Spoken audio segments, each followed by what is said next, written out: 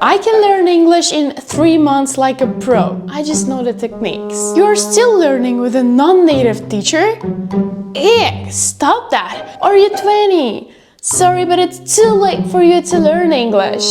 Or 5 biggest lies you have been told about learning English. Hello guys, this is Irishka Links, and in this video we're going to talk about 5 common myths about learning English that are not true, absolutely. Let's expose them. Lie number 1, to be fluent in English, you must speak fast as you can. Okay, a fluent speech does mean that you don't make pauses like that you easily produce your ideas in English, that you don't make grammatical mistakes, that you speak smoothly and confidently. Pay attention, smoothly and confidently. But does speaking fast guarantee that you will not make mistakes? Is fast speech about being confident and smooth? It's absolutely not. Lots of studies show that speaking fast is about nervousness and lack of confidence. People who speak fast are perceived as those who don't know what they're talking about. Also remember that speaking is about conveying your message and making yourself clear and understandable to other people. But if you speak too fast, I doubt someone will understand your point. But why do actually so many people believe that speaking fast equals fluency? You see, there is this stereotype that native English speakers speak fast naturally. And because lots of people believe in this stereotype, they want to look like them. They want to imitate native speakers. But that's not true that native speakers themselves speak fast. Yes, sometimes they do, but in most cases they just seem to be speaking fast to us. What they're actually doing is articulating their speech well. So instead of trying to speak fast, speak clearly. Work on being natural more, because that is what is appreciated. But of course, if you speak fast naturally, then go ahead and do not slow down on purpose. It's all good as long as you are clear, natural, and understandable. Lie number 2, learning grammar is a must.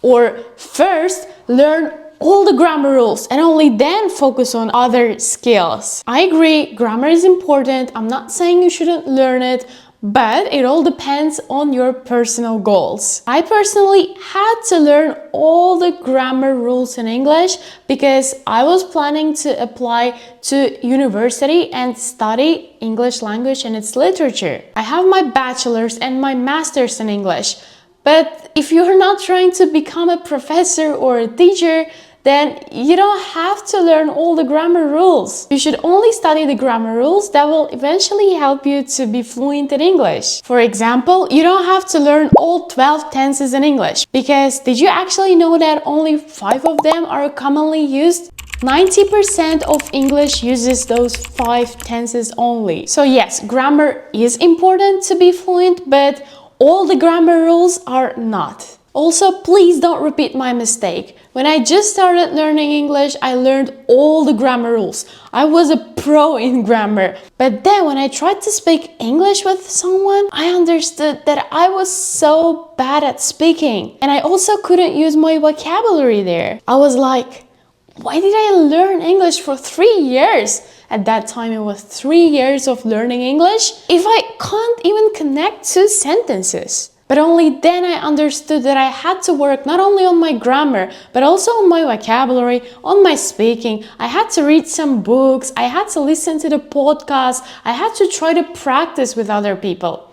Please don't repeat that mistake. Whenever you learn something in English, you have to put that in practice. And usually it's either in written or in spoken way. Lie number 3, choose a native teacher. They're always better. Such a bullshit. This depends on what you want to improve in English. Do you want to improve your accent? Go ahead and choose a native teacher, because you can listen to them, you can imitate them. Of course, native speakers have that natural accent you can learn from a lot. Do you want to improve your listening skills?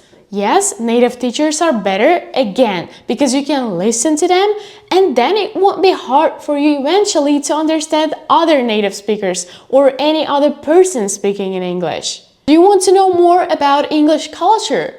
You know my answer. Native speakers are the best because they were born in that country, they know all the traditions, they know all the customs, and it will be more interesting for you to study with them. But if your aim is not that specific, if you want to improve your English in general, then I highly recommend choosing a non-native teacher. Non-native teachers went through the same learning process.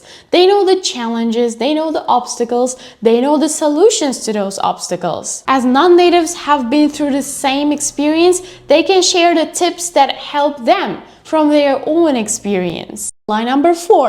The older you are, the more difficult it gets to learn English. There's this English proverb that says, you can't teach an old dog new tricks. And I hate that so much. Yes, it's absolutely true that children's memory is better. It's also true that children are better at learning accents because at an early age it happens naturally. But have you asked yourselves why children are actually better at learning something than adults? That's because children don't have any responsibilities in general. They don't have a lot of things that are going, they don't have their work, they don't have their job, they don't have their children, they don't have their studies, they don't have anything in most cases. They are more free, so they can spend a lot of time learning something new. But that's not all. We adults also have some stronger sides compared to children when it comes to learning languages. Adults are more structural and they are more disciplined. They know that they have to do something even if they don't feel like doing it. Also, we adults can make associations while learning new vocabulary, and this is not available to children. So don't you even think that it's too late to start learning English. It's never too late. Line number 5, my favorite. You can learn English in 3 months, in 6 months.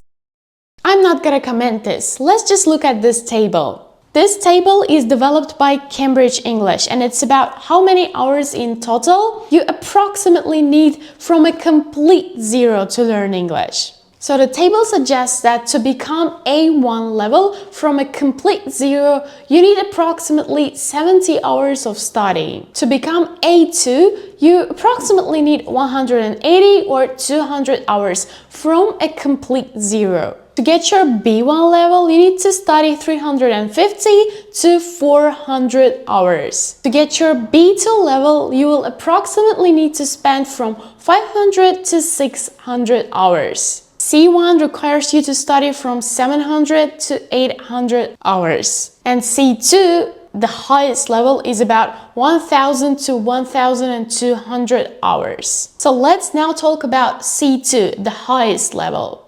The table suggests that you will need approximately 1200 hours to get that level. 1200 hours make 50 days. 50 days is a month and a half, right? So if you study 24 hours a day, then in 50 days you might become C2, which is impossible because you have to sleep, you have to eat, you have to poop. Well, you got me there. Okay, let's divide that into 2. So if you study 12 hours a day, then it will take you 100 days to complete C2 level. But I've got a question.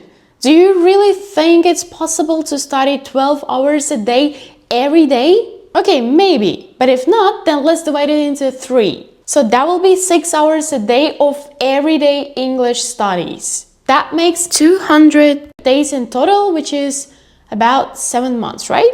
So let's divide those 6 hours into 2. That will be 3 hours a day of everyday English studies. In this case, it will take you 400 days to get your C2 level. 400 days is around 14 months, which is more than a year. But again, this is considering the fact that you study 3 hours a day every day. So that's really personal, and I've got a question here. How much time do you think you can spend on learning English every day? And can you do it every day actually? Please try to calculate how much time it would take you based on your personal availability to learn English. And please leave that in comments because it's really interesting to me. Please stop believing everything that you see, read, or hear about language learning. Not everything is just true. Please make your own research. And let me know what other common lies you hear people saying about English learning. Thank you so much for your attention.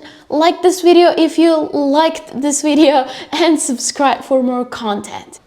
Bye.